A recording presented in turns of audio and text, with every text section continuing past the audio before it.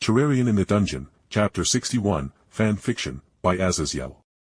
Please like and subscribe to this YouTube channel for listening and patreon.com/Azazyel to read all of his stories. On the final day of the Wargame, I was awoken by an obnoxiously loud horn that was thankfully muffled by the building I was in, knowing that the game was officially over. I just tiredly rolled out of bed, rubbing my eyes as I stretched, and as my arms fell down, I just grinned at how I won this Wargame.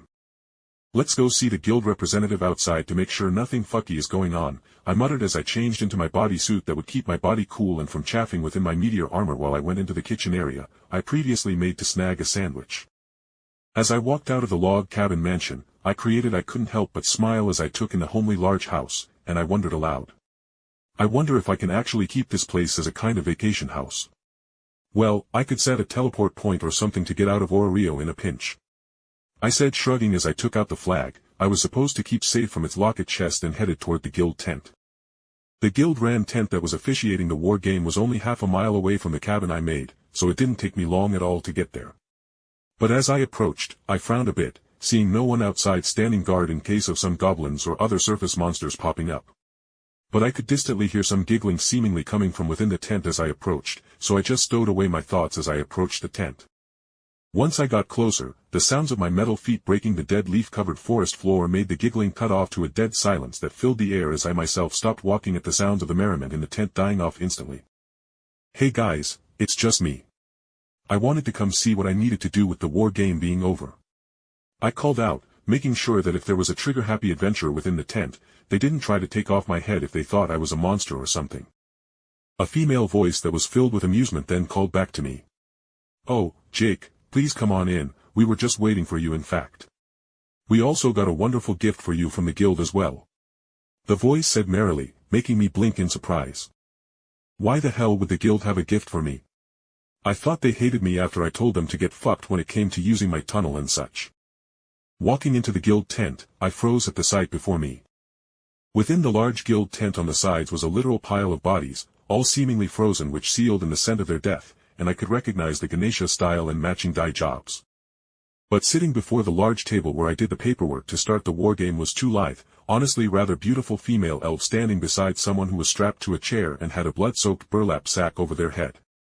The elf on the left was an elf with pale, almost cream-colored skin who was wearing a revealing, low-cut dress both on the top and bottom while having almost sun-like golden hair with blue eyes that twinkled with mad joy as she saw me walk in, freezing at the sight before me.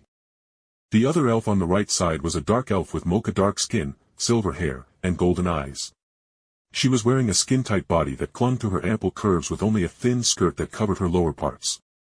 "Oh, Jake, we were so damned worried you would sleep in today and this wretch wouldn't live long enough to see you come check on her," the blonde elf said cheerily, oddly pausing on why whoever was sitting there wouldn't be able to see me.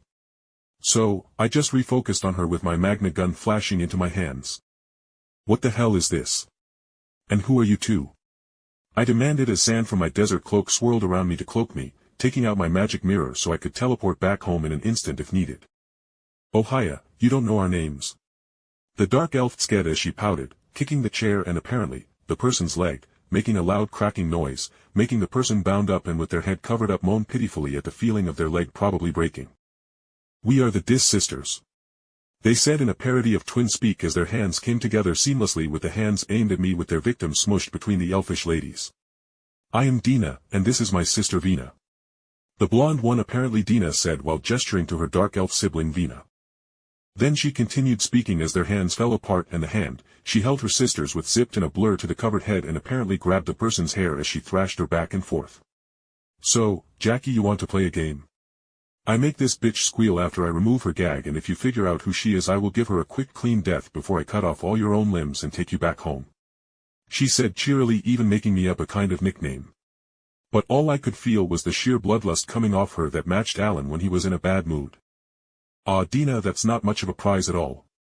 We can at least let him have a hand so he can wipe his own ass, right?" Vina said with actual kindness in her voice. She honestly sounded like she was doing me a favor something and took pride in it. As I stared at the burlap sack and as I saw beyond all the blood covering it, I could see trailing just out of the bag was long brown hair. "Ina," I called out softly, and a cold murderous rage filled me as her head lolled with her moaning through her gag as she somehow registered me calling her name. I coolly stared back up at the two elves who grinned with true happiness and even clapping, making their voluptuous curves bounce within their tight-fitting, exposing clothes. Wow, Jake, you are so observant for a pathetic human being. Vina excitedly clapped as she ripped off the hood from Ina, and my blood went cold as I saw what the hell they did to her. Ina was a total wreck. And as I took in her new appearance, the blonde elf reached into a cup and threw onto the table several 4 parts of Ina that made me want to vomit, despite having killed people in the dungeon and the Evelus members that attacked me before. All races are lesser than elves. All of them, and the filth that is half-elves especially, need to be reminded of that. Plus, she tried biting our hands as we were sawing off her mongrel ears, so. Eye for an eye, we took her eyes as well, huh? Vina manically cackled as I saw Ina's pits where her eyes once were aimed at me, with blood seeping from each of her eye sockets and the brutalized flesh where her half-elf ears were before. My jaw vibrated as I fought the urge to grind my teeth. I took a breath and looked at the cunts in front of me as I committed their very appearance to my memory. She may not have been much of a friend to me, but she is a close friend and was the guide of my actual best friend. I said as, hiding within the sands of my cloak, I took out an arm-sized squirming worm. She wasn't my friend, but she was connected to me anyway, and this karma you will bleed for. I said, flexing my hands, crushing the squirming worm within my hands. The girls' eyes widened as their senses went haywire. Our tent was blown up into the air as the ground shattered beneath us and a tornado of sand-filled winds shot everywhere as I dashed forward, grabbing Ina and her ears, and began all but flying backward as I used the rain enchantment I created while living in the mansion to send a bolt of lightning at the two, buying me the spilt second to get out of the tent's shade as a monstrous shadow filled the surroundings. With an apocalyptic crashing noise, the Eater of Worlds that I summoned attempted to dive-bomb the tent I was within, but unfortunately, the Dis Sisters, as they wanted to be known as, were obviously fast and high-leveled as they managed to deal with the bolt of lightning I sent at them and get away from the Eater of Worlds. Have fun for a bit, you stupid cunts. I snarled as I teleported back home with Ina in my hands, as I could feel her ever-so-faint heartbeat as my hands held her blood-covered nude upper body against my chest.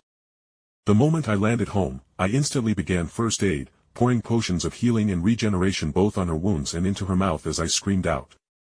Help! I got wounded here. Come here now. I all but screamed, and I could hear Belle or someone literally pull a door off its hinges as they dashed through the store's living section, as they got into the room. Seeing Philvis come into the room, I put Ina's ears next to her as I shouted. Heal her with your healing spells, use elixirs, and take her to a mid from the Gen Chet to get her healed. I got to go. I snarled as I used a return potion to teleport to where I just was before teleporting. As I returned to where I was previously, I was welcomed to the side of the Eater of Worlds, having tunneled several times through the earth, creating massive tunnels as it bore through it in pursuit of the Dis Sisters, who gamely fought it using their great agility and dexterity to avoid the gouts of green cursed flames coming from the sections of the Eater of Worlds, and of course being either eaten or smashed by the monster's gargantuan bulk as they all but danced across its scaled form. I was so fucking pissed that my friends were being targeted now by Evelus. I just smiled as I flicked a large eye in one hand, and in the other, I crushed a sandy medallion in the other, spawning the roaring figures of the Eye of Cthulhu and the Desert Scrooge, but this time, with how I had gotten the Fargo's mod, they were much larger and stronger as they dropped even greater items now.